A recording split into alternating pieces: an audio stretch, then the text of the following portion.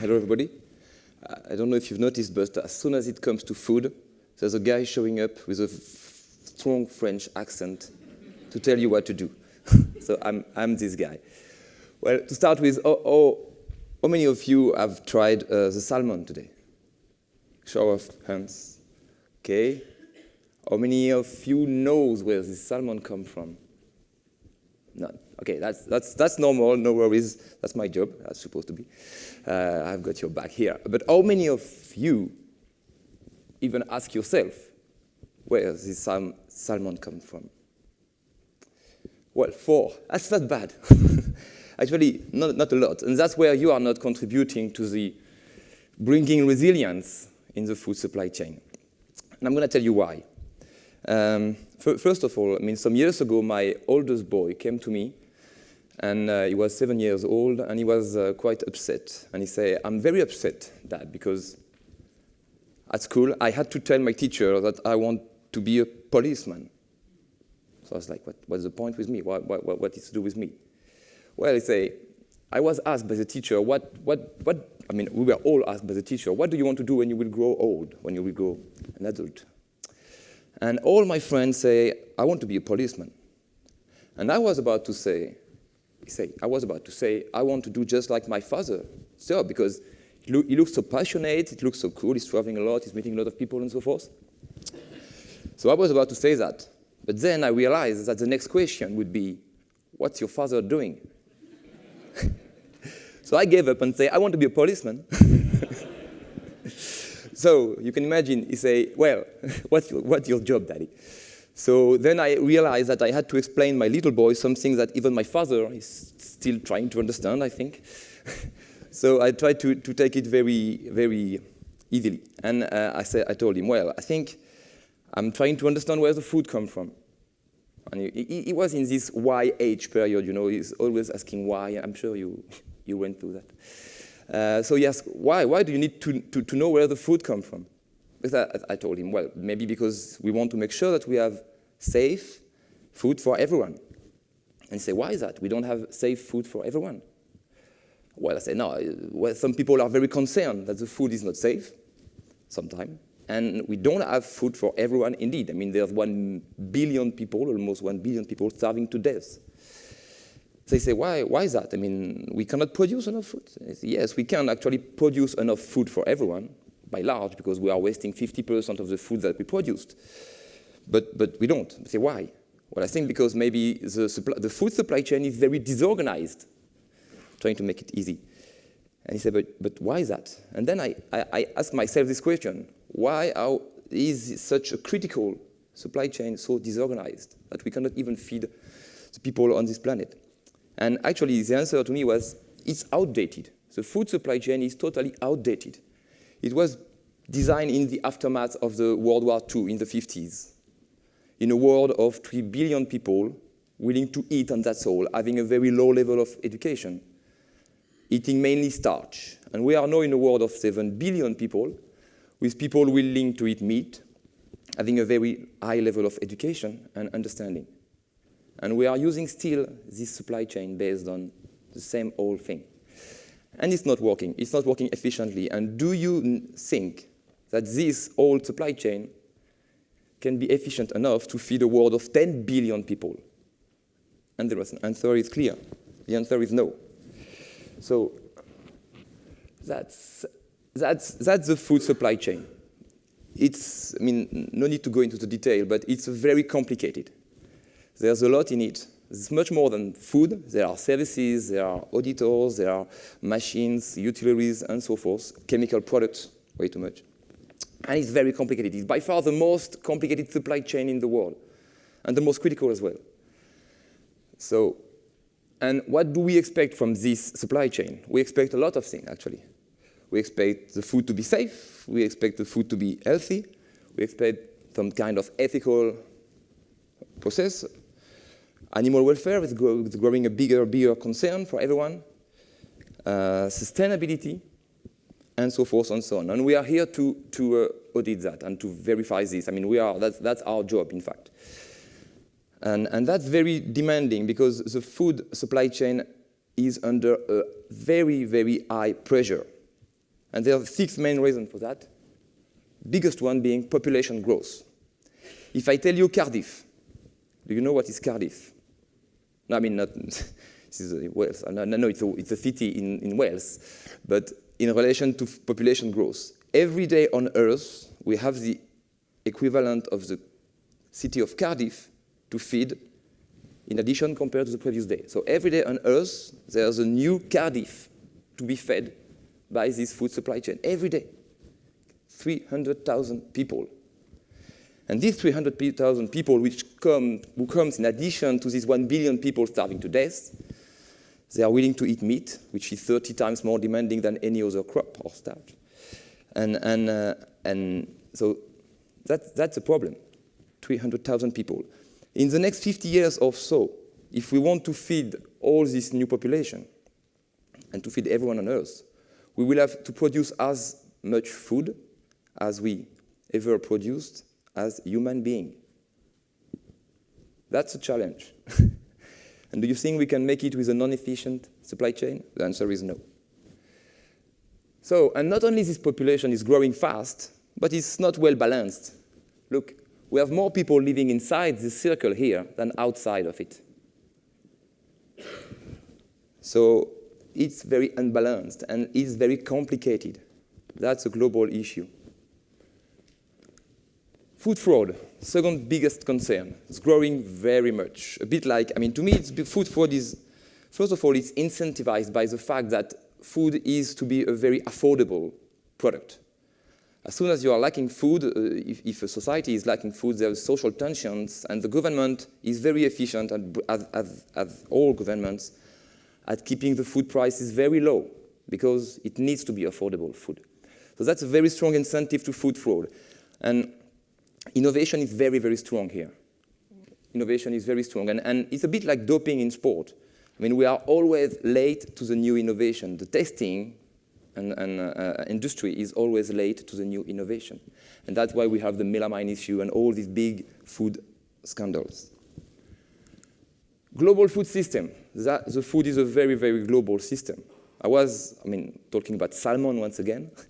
I was in Norway some months ago, and they told me that actually they are harvesting the salmon. They freeze the salmon, they send it to China, they debone, they slice, and they smoke the salmon in China, and then they send it back to France to be sold. That's the global economy for food. And everything is transported all around the world, by one of the most international business in the world. Climate change. I mean, it has obviously an impact on climate change, all this transportation. Food is the second biggest contributor to greenhouse gas to transportation. 30% of the greenhouse gas emissions comes from the food industry. It's more than China and US together. And there's because of transportation first, but also because, once again, it is built in the 50s. And climate change was not a concern at this time. I mean, all our food supply chain is dependent, strongly dependent, at least for the livestock, on the soya coming from all over the place, contributing to deforestation, transported, very, very strong carbon footprint. All our supply chain is based on this single product almost, on these crops. So, and this climate change, it's a two-way impact, in fact, because food industry impact the climate change, contribute to it, but the climate change has an impact on the food supply chain as well. It deteriorates the yields, contribute to the acidification of the ocean, and so forth and so on. So that's another big issue. Emerging pathogens. We have a lot of new pathogens. Why is that? Well, there are several reasons, but one of them being that we have been very efficient over the last 60 years since we discovered in France penicillin. We have been very efficient at killing bacteria. Very good at this. A lot of detergent, cleansing, and medicines. The problem is that we tend to forget that, I mean, especially with the new discoveries around the microbiome and so forth, if we take the number of cells in our body, we have 9 times more bacteria than human cells. So actually, you are more a bacteria than a human cells. I hope I did not point it at my CEO's direction saying that, but anyway. Well, we are much more bacteria than a human cell, than a human being. And cleaning all these bacteria, we made us weak. It made us weaker, actually. So we are, I mean, it creates some kind of confusion, which have in our body, which have contributed to all these allergies and all these new pathogens, and create some niche, some entries for new pathogens. And our immune system has no history with these new pathogens and so forth. Another big deal. And then the last one, very interesting one, social media impact. A big, big concern, a big deal for the food industry. Really. Any food scandal has an 18 months duration for a food brand, whether it is true or not. I mean, if you look at the Spanish cucumber in 2009, some people on the internet say that some people in Germany were killed by Spanish cucumber. That was a rumor. It has never been true. It just lasted 1 week, but still, the entire fruit and vegetable supply chain in Spain collapsed because of this. And they are still trying to recover 6 or 7 years after. Nestlé, the biggest food company in the world, they have some positions which are, they call that a reputation manager. These are people, geeks, that spend the whole day looking at the social media to see how the Nestlé name is used. What's the use of or how can they influence that? How can they correct what is said? Do you know how many reputation managers do Nestlé have? They have 600 people fully dedicated to monitor the social media. But that's a big opportunity for us as well. We as consumers, we can voice our concern and we can demand traceability, demand transparency to our supply chain, which is once again the most important. So I've talked a lot about the issues. So next question would be what are we doing to address this? So I will mention 2 initiatives, one from the foundation and one from the group, because I don't know if you are fully aware, but the foundations own the group. I'm part of the group, but I still support the foundation somehow.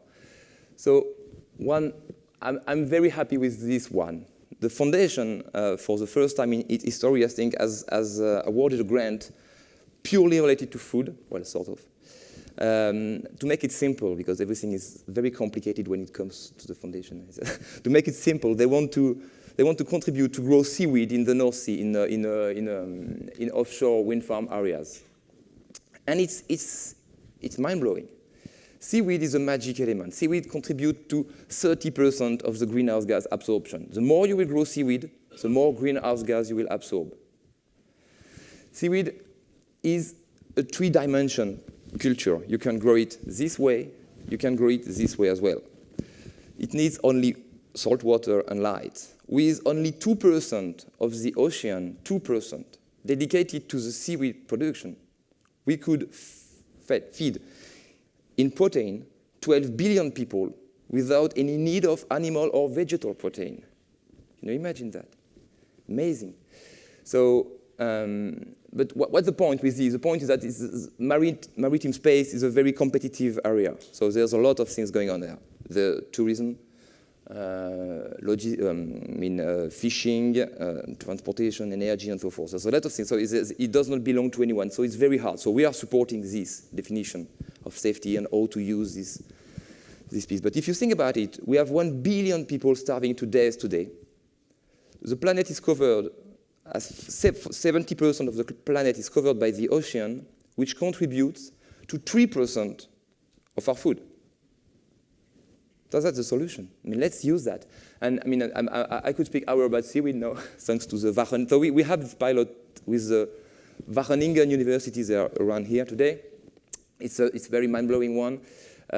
Seaweed is a very sustainable source of protein. It can be grown anywhere in the sea, absorbing CO2. It is the only vegetable that is grown out of salt water. I mean, when you use the biomass, I mean, the leftover, when you take out the protein from the seaweed, if you use the biomass, you can actually use that biomass as a source of energy. Oil is just seaweed sedimented over millenniums, but you can accelerate that. So we can use, BP and Shell are doing a lot of work about this. And the last magic element on seaweed, to me, is the only vegetable that is grown in salt water, in the ocean. But when you squeeze seaweeds, or some of them at least, you get fresh water. So you can actually use seaweed as a source of juice, which is already done in Thailand. In Thailand, they sell seaweed juice, pure natural seaweed juice, just as drink. I mean, and you can think about irrigating area and so forth. So there's a huge potential. We don't know how to operate that. And the problem is not the technology. The problem is not the technology. We have been collecting seaweeds for centuries. The problem is how to do it, how to organize it, how to make it safely, and so forth.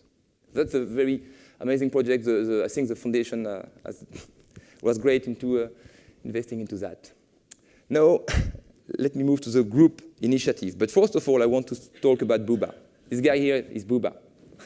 He's a farmer. He's a tea leaf farmer in Kenya. I met him some years ago.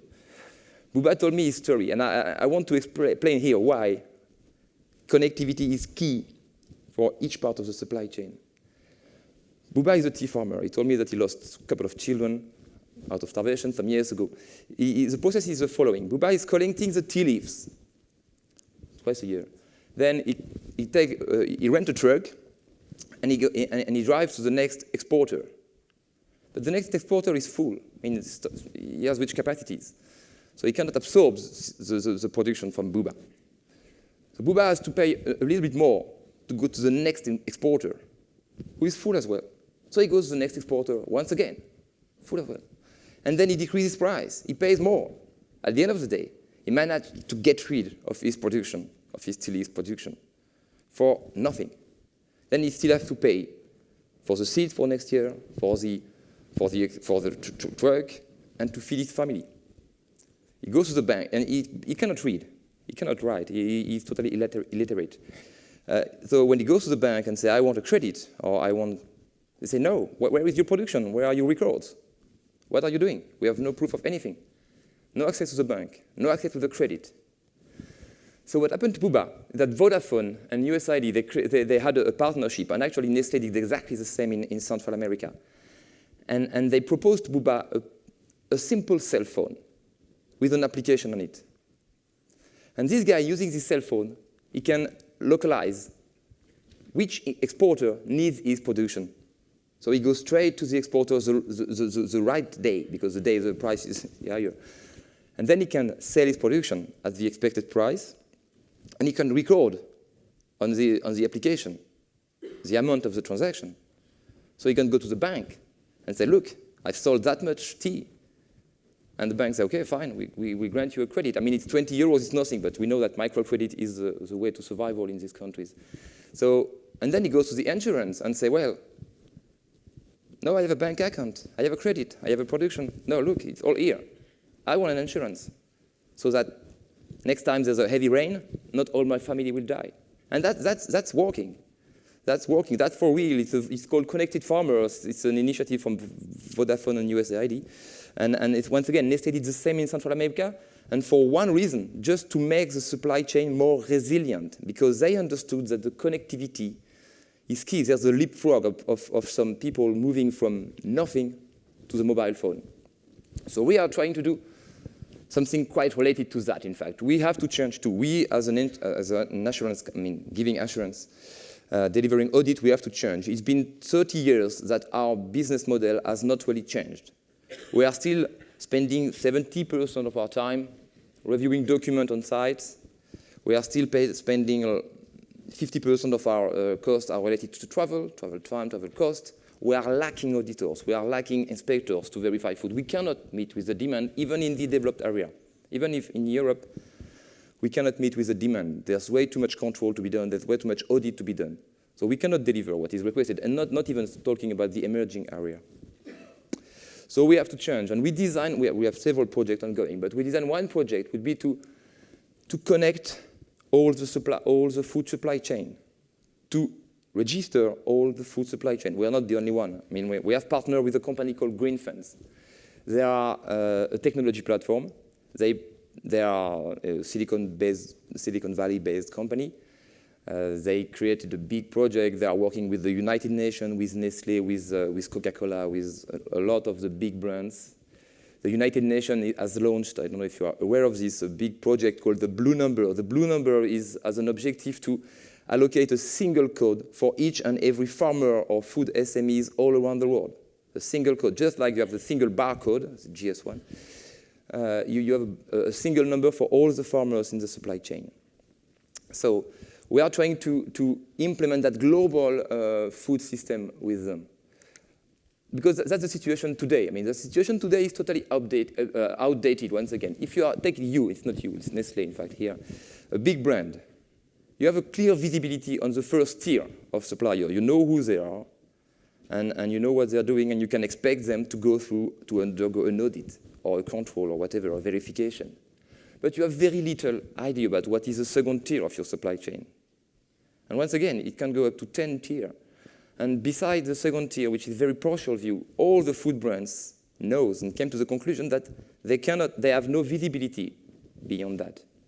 And all these big black box, I mean, the mad cow disease, the horse meat scandal, and all that thing, that's the black box. You have traders that keep it very obscure, no idea about what's going on here. And they have no contract, they have nothing with them, so they cannot expect anything.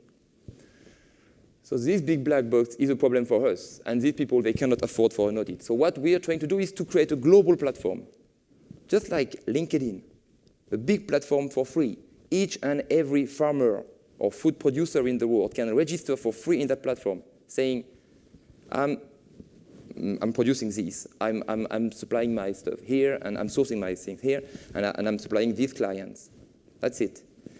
And this basic information, through that platform, it can bring a full mapping of the supply chain. We, through that platform, where are we playing a role into that, we'll say, we could deliver remote assessments through that platform. That big black box from the previous slide that we cannot control, because not only Nestlé cannot see the black box, but we cannot control it. We have no way to control it. And even if we knew them, we have no capacity to control them or to audit them. So this big black box will be remotely assessed, at least the first screening of this black box, to assess where are the risks, and then send on-site auditors or on-site verification in this. So that's, once again, it's not a dream, it is going on. We have a lot of people, and we are working in that, and it's absolutely a non-competitive exercise for us, because food safety is non-competitive. So the platform is not dedicated to Lloyd's register or whatsoever. The platform will be open to all our competitors. It has to be. It's an open platform, just as LinkedIn and Facebook. I mean, it has to be open to everyone. So that's what we are trying to do. Through that, we will be able to enable a global traceability and transparency. We will be able to deliver online assessment to thousands of clients, to assess suppliers that are totally out of reach, and to overcome the lack of auditors and so forth. And of course, the cost of the audit will be reduced because we won't have to pay for the travels and so forth. Ultimately, we will be able to deliver what they call the real-time monitoring, real-time compliance monitoring. 1.8 million people today in this world are dying out of foodborne disease. 1.8 million people. That's a lot per year. That's a lot. And between the time when a lab realizes that the test is positive and that they communicate it to the end manufacturers, it can take up to 1 month right now. 1 month. So imagine, where is the food? I mean, it's gone, it's sold and eaten most of the time. So I mean, we can think about, through that platform, to have a real-time monitoring using auto-notification, sensor-based technology, RFID, predictive analysis, and this big data. Get all the lab analysis in real time and make it available immediately. That's what we are trying to do. What we are trying to do. To wrap up, it's been a bit long. To wrap up this, I'd like to say that we are at a very, very interesting time. We are at the convergence of two very, very powerful forces. One is the disruptive technology. New type of production, seaweeds, insects, new stuff that will come. And especially this internet, this big data, very disruptive technology. On the other hand, changing consumer requirements. Consumers are more educated. They know what they want. They know what they want to know. They are expecting information. They are demanding traceability. They are demanding transparency. So I mean, gathering all of this, I mean, we think there is enough forces here to make this food supply chain change. But we have to ask ourselves where the food comes from, because otherwise no one will ask. No one will answer that, sorry. No one will answer that question, which is one risk. But the biggest risk is that if we don't ask ourselves where the food comes from, the change might not happen. Thank you very much.